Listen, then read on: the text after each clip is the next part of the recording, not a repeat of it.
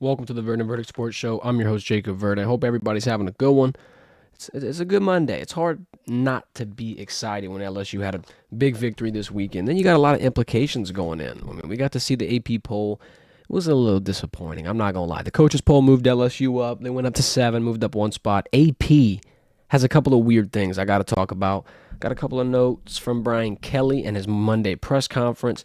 And as per usual, we got our Monday SEC grades. A little bit of a Monday afternoon quarterback, and we're going to be doing. If you got any SEC comments, any college football comments, any concerns, anything at all, drop it in the chat. We'll get to it throughout the stream. Without further ado, one of the biggest things I took away from what Brian Kelly talked to the media and everybody about today was that Caden Durham still getting bugged a little bit by the foot injury. And it's not bad, obviously. I mean, dude's toting that rock, getting a handful of touchdowns, 100-plus yards, carried it 20-plus times. Obviously, he's doing great. It's just interesting to hear that mindset. I mean, a true freshman has an insane opportunity in front of him, and he is not going to let anybody take it. He's not going to sit down. He's just going to 100% keep, adding momentum. You can't keep him off the field. And kudos to Caden Durham, because finding that out after watching his performance and how impactful it was and, the whole combination, it made me a little impressed. I can't lie. I mean, there's a bunch of takeaways and a bunch of things that you can commend LSU for, but I have to start off with that one. Caden Durham has obviously been one of the biggest bright spots. Then you add in the fact that he's playing hurt. Not a lot of people, as per Brian Kelly said, not a lot of people can do that. Not a lot of people can push through whatever he's pushing through, and the fact that he's doing it at this level, still looking elite, still elevating his game, it's phenomenal, and I'm excited to see what old CD can keep doing during his LSU career. Another thing Brian Kelly was talking about, he was just saying, emotional victory versus Ole Miss at home. He had to get the team, kind of not motivated. I'm not going to use that word because you would think LSU football is motivated to go on the road against a rival, I'd say, and kind of put some whooping on them at least. That's kind of the general consensus, that LSU wouldn't have to have any added motivation. But then you see teams like Alabama. You see teams like shit. I mean, even Texas kind of got rubbed this weekend a little bit. Sometimes you get too big for your britches. Sometimes you think you got it in the bag and you don't work as hard and you don't push yourself as hard. And unfortunately, it doesn't work out. LSU had to avoid that, and then they had an additional, knock on them at least for as to why the spread was what it was and why most of the picks were what it was. 3 out of 5 College Game Day analysts picked LSU to lose on the road because Arkansas is coming off a bye. It's a whole nother envelope that LSU had to overcome this weekend, so kudos to them for that. Damian Ramos gets Specialist of the Week per the SEC. Emory Jones gets Lineman of the Week for the SEC.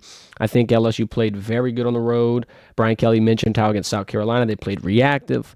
In this game, they didn't exactly start red hot, but they started to control the game. The first quarter was LSU's quarter. Second quarter, obviously, some things, happened, and it wasn't like it was a big touchdown that punched you in the gut, but it kind of gave Arkansas a little bit of hope, a little bit of juice, if you will. And they tried to move it into the second half, but they got beat down, only held to 3 points. Quite frankly, here's another stat for this game. Arkansas only scored one time in each half. Their touchdown in the second quarter, and then obviously that field goal. It was a very good defensive performance. They tackled well. They didn't allow huge plays. Brian Kelly alluded to the fact that Blake Baker building the trust with the squad and having everybody focused and eager to play for him, quite frankly. Everyone's bought in on the scheme, and I feel like it's hard to not see. It doesn't take a rocket scientist to turn on LSU football and watch how quick this defense turned this thing around and how much better they're improving week after week after week. I mean, if you compare them week 1 to week 2, week 2 to week 3, week 3 to week 4, there's been a step up in play every single week. I mean, you have your obvious, you have your Whit Weeks, you have your Zy Alexanders. Even guys like Major Burns are throwing in, the hat in the mix. He got a sack and a half last week. Sage Ryan got a nice deflection over the top, prevented a touchdown, and Arkansas, they needed it. There's a lot of big moments that this defense has been able to string together. They're staying locked in, and Coach Kelly's saying, they're not trying to get distracted by the college football playoff talks, the rat poison, if you will. I mean, we're predicting them to go for it. A lot of other people, I'm sure, are kind of, changing up the narrative. Everyone's thinking, oh, LSU's finally in it. And, I mean, it's going to take some more people a little bit longer. Some more people are going to need more convincing. Maybe a win against A&M on the road. Maybe a nice performance against Alabama, and then more people will give LSU their flowers. However, Now you're in an interesting spot. You're not having to prove yourself as much. I mean, yeah, maybe because obviously the team thinks they're national championship caliber, and they're going to have to keep, upping that ante and trying to get to that mark. But like Coach Kelly was talking about, some people, it might be a mind thing. It might be, we're number 8, we're coming in, we're good. Or they might think, we deserve it, or we're not as motivated, we're not as pushed. I don't know, but I think, staying locked in is going to be very pivotal through this next push. The Texas A&M game, I'm not going to say it's nothing to scoff at, but the big storyline for me that's going to kind of bug me, and we'll dive more into it Wednesday and Friday at 3:30 with G, but Mike Elko being under the Brian Kelly coaching tree, he knows a thing or two about what BK wants to do, especially on the offensive side. You don't think that they've picked each other's brains at Notre Dame and obviously, had to get on the same philosophy and mindset? I think Elko could kind of tap in a little bit. Maybe Joe Sloan's going to have to completely take this offense and, paint all new language over it. And, you never know. Maybe it's completely different. Maybe Joe Sloan has something unrelated to what Elko has ever seen. But if Brian Kelly somehow, some way has any bit, which you'd imagine he would as a head coach, any bit of pull in terms of play calling, playbook, this, that, the third, it might be a little tough this week. I think Joe Sloan, maybe even Cortez Hankton, just give them the whole entire reins. You know what I'm saying? Let them go in. Let them get creative. Trey'Dez Green at slot. Brian Kelly said he was on the field for 42 plays. Let's keep that up. Let's keep things like that going, because if you got Trey'Dez on the field, you got Mason Taylor on the field, let's hope and pray that Chris Hilton can get healthy and get back on the field as well. CJ Daniels, Kyron Lacey, Aaron Anderson. Have fun, Mike Elko. Have fun. It's possible. Defensive-minded guy. The environment might get him a little bit. I don't know, though. I'm feeling confident in LSU. And I think the SEC, there's a couple of movers and shakers, but it's kind of hard not to put LSU right about the number 4, maybe number 5 spot. I'll give them number 4. We'll dive into that. Real quick, I want to shout out Happy Dad. You know the deal. Gluten-free, no artificial flavors, low in sugar, and you know where to get it. It's in Louisiana. It's at your Rouse's. It's at Walmart. It's at Albertsons. You could also get the merch.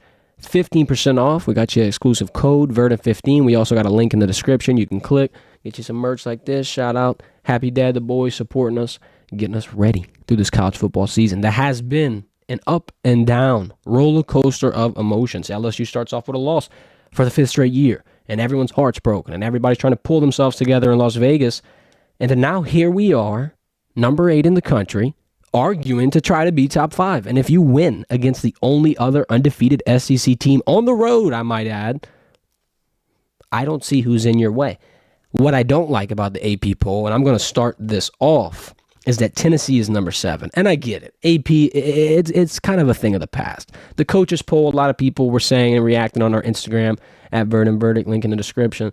When we posted our Sunday poll reaction, a lot of people were saying, no, we don't like the AP. We're just going to trust the coaches poll from here on out. And I get it, because Tennessee being number 7 and LSU being number 8, I personally don't understand it. I personally can't wrap my head around it.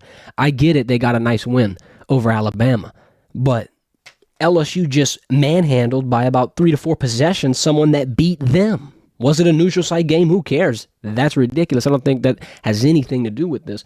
It's weird to me that LSU got leapfrogged by Tennessee. Now, I get it. Alabama was ranked way higher than a lot of people probably would have ever thought. And the Tennessee, their performance, their late game heroics, I think it kind of pushed them forward. I got a grade for Tennessee. I'm not going to spoil it yet. I got 2 more notes I want to talk about before we get into our SEC grades for the week. Georgia, they're back at the top of college football. They took down the number 1 team. I think they're getting the resurgence. People were falling off the hype train. I didn't think they were getting done on the road against UT. I'll be real. They did. Horns down. Absolute Merc Fest in Austin. And then here, LSU, their AP reaction. I think they're making a push for the playoffs. The defense looks A1. And I don't get how they didn't move, despite the big losses in the AP poll. It's my take. If you got a different take, and if you got anything else to add, drop it in the comments. We'll get to it throughout the stream. Let's do these SEC grades. Let's hand them out. We've been handing them out every Monday. We've been very, very nice. We've been very, very friendly, and I think it's going to have to change. What are we? We'd be at midterms right now in the season grade book. Your midterm grades are coming in. They're due, SEC. Get ready, because we got some ugly ones. Let's go bottom up. Let's keep this entertaining. Who got the F? Who failed this week in the SEC, the newcomers, the newbies, the green beans, Oklahoma got absolutely pushed back by South Carolina. 35-9 loss. Listen, I'm going to fly off the rails right here because we talked to G before this season started, reacting to the Venables contract extension, reacting to Oklahoma jumping the gun and getting a huge contract on a guy that, quite frankly, did not prove himself, his system, or anything at that school yet. I'm not saying he's a bad coach. I'm not saying he's going to do bad in the future. All I'm saying is it was an overzealous reaction. Maybe they had their guy. Maybe there's a lot of things going on behind the scenes that we don't know about. All I'm saying is I would have waited at least one more season before I inked him to a deal like that. Oklahoma fans ran all over me. They were saying, they were like rabid animals. Oh my God, what are you talking about? Oklahoma, this is our guy. We're going to be good. I think the SEC is way too much for them, simply put. Freshman quarterback Mike Hawkins got intercepted on his first snap. My biggest takeaway from this game was it was turnover city. Fumbles, multiple interceptions, ugly football all the way around. Can you get better? Of course. South Carolina is not a pushover team. We found that out all too well going down 17-0 to start out our game. I think a lot of people are going to give more credit to the Gamecocks than, discredit to the Sooners. And I can kind of see it. But if you're going to give anybody an F for this week, it's got to be Boomer Sooner because they got absolutely handled. D. I'm going to give it to Arkansas. Sorry. D grade, straight to the Razorbacks. Don't want to add insult to injury after your homecoming L. 34-10 at home is phenomenal. You got flat out mauled, allowed 393 total yards. Guess what? I gave Arkansas the benefit of the doubt. We were talking about LSU outmatching Arkansas all week. We saw the win coming. I know a lot of people got nervous. I know it's a tough spot. I know the last 4 games, or not anymore, but the last 4 prior to this matchup were decided by one possession. Very close. Field goal. Biting your nails to the end. I didn't necessarily see it happening this week just because they only had momentum and confidence in the rushing game, at least from the statistical side of it. You see all the averages, all the touchdowns, all the attempts, the lack of targets. There was a lot of signs pointing to Arkansas only having the clear advantage on the run game, and they only get 38 yards on the ground. That's all you get? I mean, our guy Caden Durham could probably break off for a 38-yard run on one attempt. And that's not scoffing at anybody. All I'm saying is the only advantage they had was to run the ball down LSU's defense throats, tire them out, and not have them come up with impact plays, not have Whit Weeks grab an interception, run it to the goal line, and allow Caden Durham to push in another 6 to 8 points. What happened in Arkansas is indicative of their offense not being able to do anything. Did LSU's defense ball, clamp them up, strap city? Of course. 100%. I mean, it was LSU's defense all the way. I also think, though, Arkansas's offense was just simply plain outmatched before the whistle even blew, before the kick even got in the air. I wasn't sold on the Razorbacks. I thought the ground game would maybe help them. Maybe a mobile quarterback would kind of make some things tough. I didn't really get nervous at all. C. I'll give it to Tennessee. And let me explain. Because the way we do our SEC grades, it's not saying Tennessee didn't do well. They did great. They got a great win against Alabama. I have to give a A, a B, a C, a D, and an F. I can't give multiples. I just got to find one team per slot. And unfortunately, I had to put Tennessee. I didn't want to leave them off the list. I feel like that would be way more, insulting than just putting them at C. C's passing, baby. C's get degrees. That's what the mantra is. They got a big W. They do play Georgia in 3 weeks. I cannot stress this enough. Let's go back. Let's dial it back to the AP talk. Number 7 in the country. Okay, I get it. You're going to drop. Trust me. I don't think they handled Georgia. I could be wrong. I think Georgia switched in the second year. I will say this about Tennessee. 214 rushing yards. Dylan Sampson, 2 touchdowns. Any bit of an improvement for their passing game would have them as an elite offense. I mean, they might have the best running back in the country. Sure, Ashton Jeanty is a Madden-created player getting about 1 million yards a game. But Sampson is just, I don't want to use the SEC like, oh, you're playing tougher teams. I'm sorry. He is. It's cooler. It makes you feel better. It's in prime time. Everybody's watching. Ashton Jeanty, I think he still needs to get his Heisman finalist nod. I will advocate for the smaller school. I'm not trying to have the SEC stomp all over the little guys.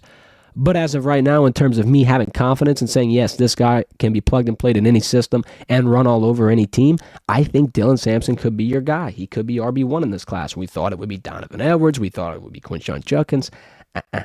Mr. Sampson in Tennessee. I'll give him the benefit of the doubt. But yeah, if Nico can improve his passing game just a little bit, please give me something. He's 51% last game, 194 yards, touchdown and an interception. I mean, Tennessee they're right there. They're on the cusp. I'll give them some flowers. I don't think they're number 7. I think LSU's better, simply put. Who got the B? Go Tigers. Straight like that. I'll give LSU the B. Huge win on the road. Momentum's rolling. LSU's getting hot, and don't let the Tigers get hot. That's all I got to say. Huge game coming in this weekend. I thought it would be College game days. Home. I thought we would get the panel. We didn't. The team's playing complete on both sides of the ball. Who would have thunk it? Could be the top SEC team. Could be. Could turn the entire narrative on its head top because it's wide open. Bama's losing. Georgia had dropped to Bama. Now they're beating Texas, so Texas has an L. There's all kind of things fluctuating all over the place, and the SEC could be wide open. I gave the A of the week to Georgia. I had to. They got a big one on the road when nobody, including me, I'll admit, thought it was coming. I didn't think Georgia was getting that Texas W. I thought it maybe could have been a closer game, and it wasn't. Georgia jumped out to a 23-0 first half lead, even though they had 3 turnovers in the game. There were 7 turnovers in the entire thing. Texas had 4 on their own. Here's the thing about Georgia. They're an elite program. You can't expect them to have 2 big losses in the same 3 to 4 week span. I mean, let's be real. Kirby Smart's that guy. Kirby Smart knows what to do. He knows how to string some things together. He knows how to get his team on the right track. Once that coming down the track, baby, that was their damn red and black. They went in, they performed, they balled, they took care of business. I think that might be the only SEC team I'm nervous of LSU potentially playing. Maybe a Texas. Maybe that's the last one, but I think that their offense was so shell-shocked, our defense might be able to spank them. So I will give Georgia the number 1 nod. I'll be lenient, and I'll throw Alabama at number 2. And then now we got a toss-up at 3, 4, and 5. Do you put LSU? Do you put Texas? Do you put Tennessee? I'm sure most would put Texas, and I'd agree with you, honestly. I won't be too biased. LSU has to be in conversation for the number 4 SEC team. And what do we say preseason? 4 SEC teams will probably be in the college football playoff. I mean, you've got maybe more than 4 in the top 12. Let me double check. You might exactly be at 4, believe it or not. You might exactly be on the fringe. You got LSU, Tennessee, Texas, Georgia. You're right at 4. A 30-year playoffs could potentially be SEC. If LSU's at number 4, you got to push them in. You got to give them a nod. I don't know who they play. I don't know what the matchup's looking like. I don't know if it's favorable, but we're getting close, ladies and gentlemen. We're getting close. We got our guy H-Town Crew in the chat. Georgia going to blast the Vols when they meet. Vols beat Bama last year. Pointless against Bama team. No way Vols should be ranked higher than Tigers. I agree. I think Georgia will get that. I don't know if they'll blast them. It could happen. I think Georgia gets the W, though.